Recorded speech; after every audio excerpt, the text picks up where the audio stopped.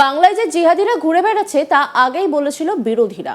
সরকারের বিরুদ্ধে বারবার অভিযোগ তুলে বাংলায় কেন পুলিশ তাদের গ্রেপ্তার করছে না সেই বিষয়ে সুর চড়িয়েছে বিরোধীরা।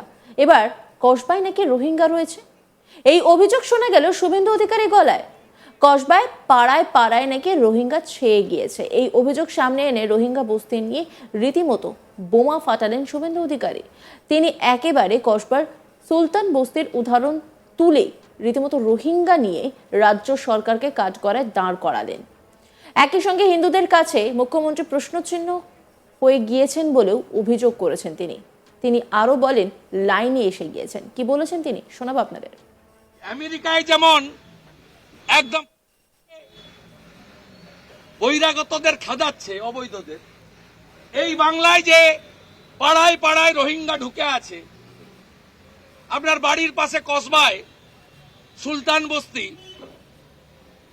চারিদিকে যে রোহিঙ্গা ছেয়ে গেছে, তাদেরকে কবে দড়ি দিয়ে বেঁধে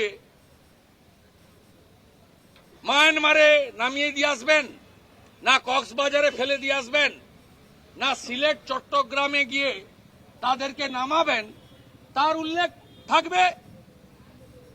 এর জন্য লোক অপেক্ষা করে, কিন্তু লাইভ হয় না বাজেটের। আপনি এপাং ওপাং ঝপাং, আমরা সবাই ড্যাং ড্যাং যা খুশি বলে যাচ্ছেন 1 ঘন্টা 22 মিনিট। আমি ব্যানার্জি, আমি ব্রাহ্মণ, খুব ভালো লাগছে। হিন্দুদের কাছে যে আপনি কোশ্চেন মার্ক হয়ে গেছেন, আপনাকে যে বলতে হচ্ছে আমি হিন্দু, আপনাকে যে বলতে হচ্ছে আমি ব্যানার্জি পরিবার, আপনাকে যে বলতে হচ্ছে আমি শিব ঠাকুরের দিকে মাথা করে ঘুমাই। খুব ভালো লাগছে, খুব ভালো লাগছে। লাইনে এসে গেছেন আপনি, সুন্দর লাইনে এসে গেছেন। তাই আমরা বহিষ্কৃত বারে বারে এলওপি সহ এমএলএরা। বিশ্বনাথ কারক জমিতে জল দিচ্ছে না বলে আরামবাগ, খানাকুল, গোঘাটপুর, সোড়া ওখানে বিক্ষোভ করছেন সুশান্ত ঘোষ এমএলএ, মধুসূদন বাগদের নিয়ে, বিজেপির আরামবাগ জেলার কার্যকর্তাদের নিয়ে, কৃষকদের নিয়ে। তিনি এখানে সাসপেন্ড। এ কোন জায়গায় আছেন? তো অষ্টম আশ্চর্য, সপ্তম আশ্চর্য নয়, অষ্টম আশ্চর্য। উনি আরামবাগে সিয়াখালা পেরোচ্ছেন আর উনাকে ফোনে হচ্ছে, বিশ্বনাথ দা আপনি সাসপেন্ড। এই নির্মল ঘোষ একটা ডাকাত, অভয়াকে দাঁড়িয়ে থেকে পুড়িয়েছে, ও বলে দিল। আর মাননীয় বিমান ব্যানার্জি মেরুদণ্ডটা খুলে আলমারিতে রেখেছেন, ড্যাং ড্যাং করে নাচছেন। যত পারেন প্রিভিলেজ করুন না, 8 বার করেছেন আমার নামে, একটা প্রিভিলেজ উইথড্র করেছেন হাউসে। যা খুশি করুন। আমাদের এমএলএরা এর আগে বহিষ্কার হয়েছে, নরহরি মাহাতো, শঙ্কর ঘোষ, মীর গোস্বামীরা। আপনি ভাতা দেননি, আমরা চাইতো, আমাদের এমএলএরা যায়নি। এমনকি এলওপি, আমিও গত 8 মাসের সাসপেনশন থাকাকালীন আমার ভাতা নিইনি। একইভাবে হিরণকে প্রিভিলেজ করেছেন। বলতে পারবে না কেউ, কোনো কথা বলা যাবে না, রানী রেগে যাবে।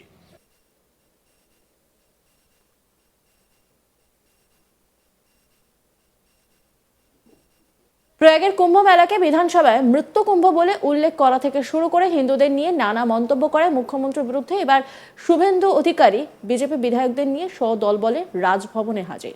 4 দফা দাবিতে তৃণমূলের বিরুদ্ধে রাজ্যপালের কাছে নালিশ জানিয়ে ফুঁসে উঠলেন তিনি। বৃহস্পতিবার বিকেলে রাজ্যের বিরোধী দলনেতা শুভেন্দু অধিকারীর নেতৃত্বে রাজভবনে যান বিজেপি বিধায়করা। সেখানে রাজ্যপালের কাছে বিধানসভার কার্য বিবরণী থেকে মুখ্যমন্ত্রীর ওই মন্তব্য বাদ দেওয়ার দাবি জানান তিনি। এবার রাজ্যপালের কাছে মুখ্যমন্ত্রীর বিরুদ্ধে অভিযোগ জানালেন বিজেপি বিধায়করা। সেখানে তারা 4 দফা দাবির কথাও তোলেন। সাংবাদিকদের মুখোমুখি হয়ে শুভেন্দুবাবু বলেন, আমি হিন্দু ধর্মীয় নেতা নই। মমতা বন্দ্যোপাধ্যায় মহাকুম্ভকে মৃত্যুকুম্ভ বলেছেন, আর রাজ্যপাল বলেছেন ওটা মৃত্যুঞ্জয় মহাকুম্ভ। এই আন্দোলন জারি থাকবে। কি বলেছেন তিনি শোনাবো আপনাদের। বিষয় নিয়ে মহামান্য রাজ্যপালের কাছে টাইম চেয়েছিলাম।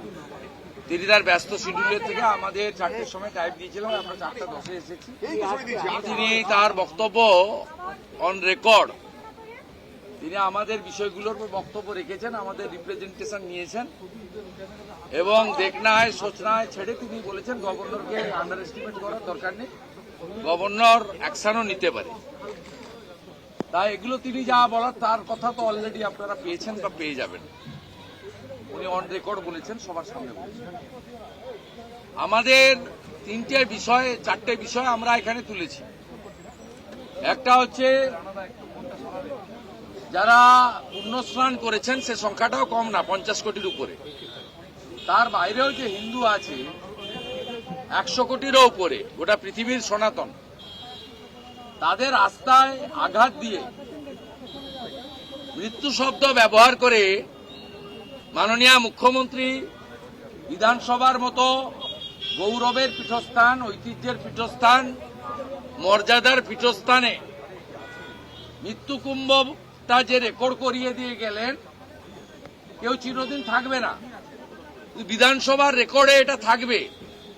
আবার যখন 144 বছর পরে মহাকুম্ভ হবে, সেদিন ইতিহাসে পাওয়া যাবে যে 2025 সালে মহাকুম্ভের দিন পশ্চিমবাংলা, এত বড় একটি রাজ্য, 11 কোটি জনসংখ্যা, স্বামী বিবেকানন্দ, শ্রী চৈতন্যদেব, স্বামী প্রণবানন্দ, ঠাকুর রামকৃষ্ণ দেবের মাটি, সেই মাটিতে এমন একজন মুখ্যমন্ত্রী নির্বাচিত হয়েছিলেন বা জনগণ করেছিলেন, যিনি মহাকুম্ভকে মৃত্যুকুম্ভ বলে রেকর্ডে রেখে দিয়ে গেলেন। কোন আলাপচারিতা বা রাজনৈতিক ভাষণ করতে গিয়ে এবং তার এতটুকু অনুতাপ নেই।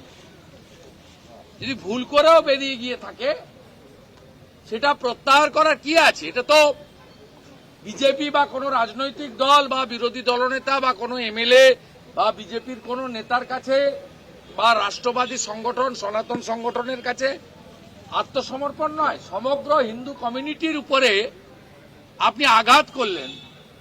48 ঘন্টা অতিবাহিত, আর কোনো তাপ নেই, উত্তাপ নেই, কোনো তার অনুশোচনা নেই। রাজ্যপাল মহোদয় প্রপারলি স্পিকারকে বলুন এক্সপাঞ্জ করতে, আমরা চাই না রেকর্ডে থাকুক। শ্যামাপ্রসাদ মুখার্জির বাংলায়, এই বাংলাতে রেকর্ডে এই শব্দ যেন না থাকে আমরা বলেছি। তিনি যা বলেছেন ওপেনলি বলেছেন। তিনি বলছেন আমি নিজে ওখানে গেছি, আমি নিজে পুণ্য স্নান করেছি। তিনি বলেছেন অন্যান্য খবরের আপডেটের জন্য অবশ্যই নজর রাখুন আজ তাক বাংলার ইউটিউব স্ট্রিমিংয়ে। লাইক, কমেন্ট, শেয়ার এবং সাবস্ক্রাইব করতে ভুলবেন না।